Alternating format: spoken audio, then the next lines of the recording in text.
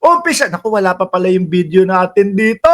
Oh, hindi ko pa pala na-set up. Eto muna mga boss chief, amo sir. Umpisahan natin itong talakayan natin. Dito po mga kababayan, nasan ba yun? Oh, mabait naman pala. Ah, No, hoy. mabait naman pala yung mga rallyista, mga bossing. Ito pong nakikita ninyo sa inyong harapan na umiiyak, nagdadasal. Palabasin nyo na po ako. Isa ito doon sa mga bumabanat, doon sa ating mga kapulisan, mga bossing. Alam nyo ho ito, alam ko naman is matalino ang Pangulong Bongbong Marcos. Ano po? Pero kahit pa paano, siguro mag-a-advise ako. Boss, Pangulo, sa susunod po, wag po kayong wag po kayong mag-uuto sa ating mga kapulisan ng maximum tolerance, lalo na ho yung kaganyanan.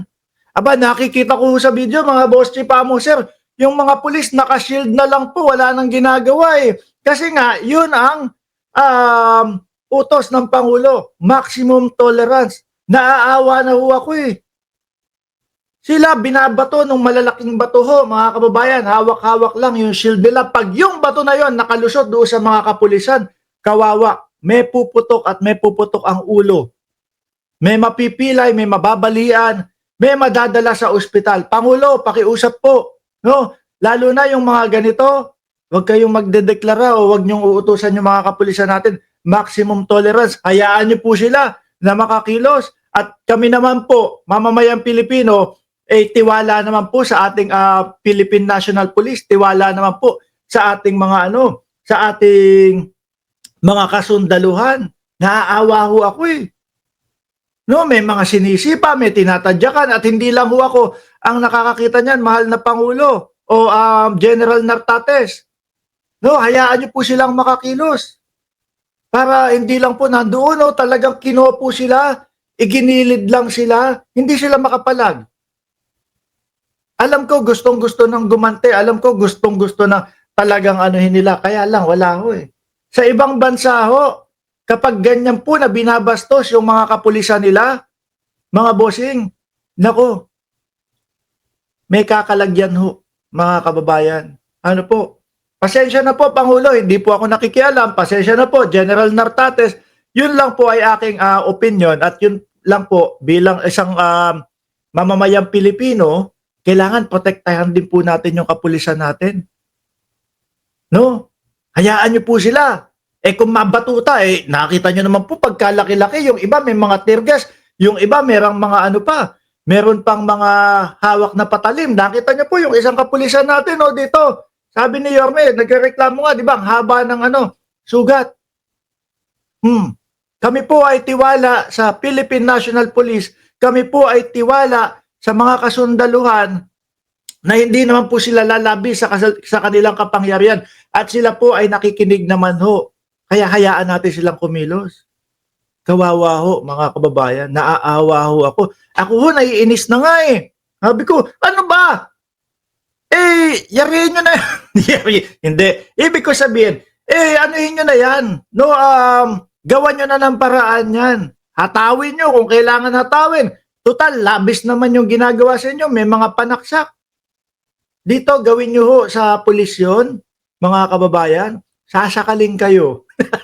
Sasakaling kayo. Bakit to? Kasi isang beses, dito sa amin, isang beses, meron. Sabi ng pulis, lumabas ka dito sa labas mo at kakausapin kasi maliwanag eh.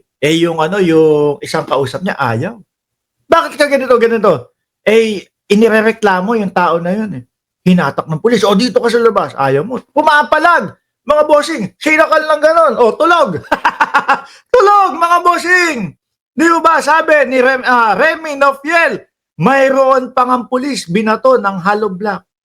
Sabi ni Ginger Cat, kailangan ng makulong yung mga walang disiplina, mga batang iyan para magtanda. Misguided kasi sila masyado. Kasalanan din po kasi yung iba, kasalanan ng mga magulang, yung mga ginagawa nitong mga bata na ito. Bakit to? Kinukusinte. Kayo magulang, kailangan mas kayo yung pakikinggan. Di ba? Mas alam nyo yung tama. Naaawa din ako doon sa mga magulang. Bakit to? Yung iba nagtatrabaho, pupunta doon sa trabaho, gagawa ng pera, gagawa ng pagkakakitaan para may pangkain. Etong mga maano o ulam. Pagdating sa bahay ng magulang, may problemang iniwan. Di po ba? Pagdating ng magulang, problemado kasi bakit? Ayun, nakakalaboso yung anak. Bakit? Napasama sa mga maling gawain ng mga tropa nila. Di po ba? O, pakinggan, panoorin, madasalin ho, mga bossing. Doon sa riot talaga, bumaba na to. Yari ka, boom, basagan ng buka. Pero kapag ka nahuli, na-arresto na ho, mga bossing, pakinggan nyo ho, Sabi mo, hoy, yung ganito yun, tunaw, dasal ko na, Sorry na po, palayasin nyo na po ako, palayain nyo na po ako. Ganyan ang ending. Sabi ko sa inyo, mga supot din itong mga ito eh. Pagka nahuli, na-aresto, wala din. Iyakan din.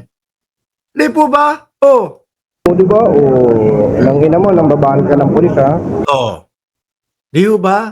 At yan mga kababayan, kitang-kita sa video, kitang-kita sa litrato na bumabanat talaga ng kapulisan.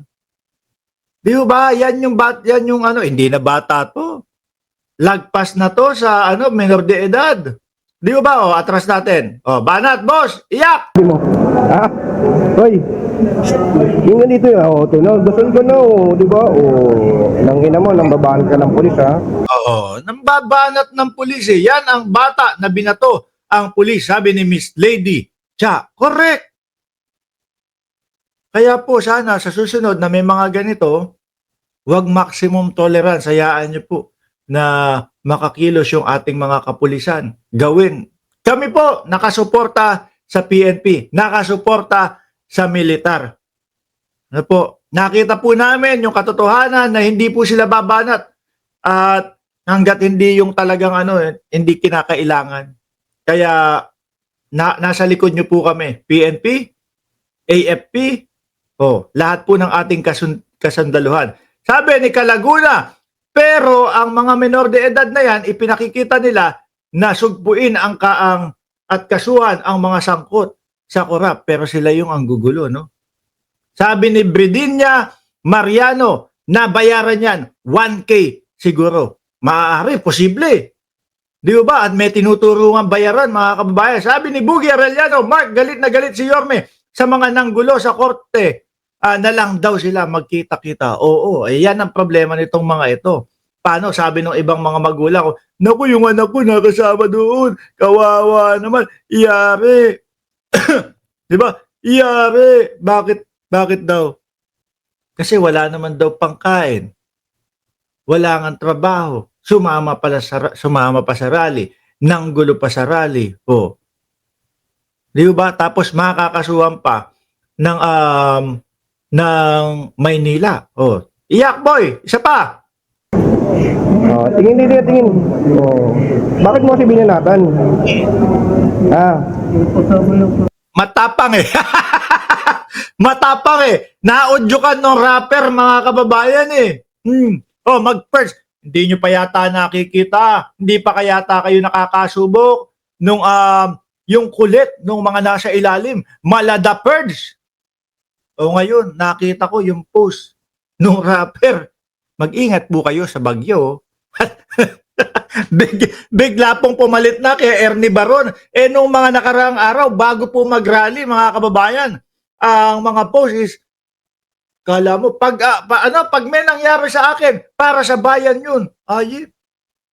Tapos yung mga kanta, chonky-chonkian, yan ang napapala. Nagpa-udyok, di ba, DJ John? Pasama ko. Patay ka na, yari ka. Yari ka! Inasar pa. Isa pa nga. Naku, music po sa tenga namin eh. Yung iyak mo. Sabi mo, Hoy, yung ganito yun, ito na, dasal ka na, di ba? Nang ina mo, nang babaan ka ng pulis, ha? Tingin dito, tingin. Bakit mo kasi binanatan? Pasama ko. Patay ka na, yari ka. Nakasama, napasama. Tsaka itong mga to, hindi nila alam na hindi kapulisan ang kaaway, hindi kapulisan ang kalaban. Kami, kung nasa Pilipinas ho ako, malamang pupunta ho ako dyan. Pero hindi doon sa makikirayot. Doon sa pagsigaw, laban kontra korupsyon. Yun ang pinaglalaban dyan. Wala nga daw kulay eh. Wala nga kahit ano eh. Mga DDS lang. Bring him home. Alisin na natin. Ako, malungkot yung mga DDS.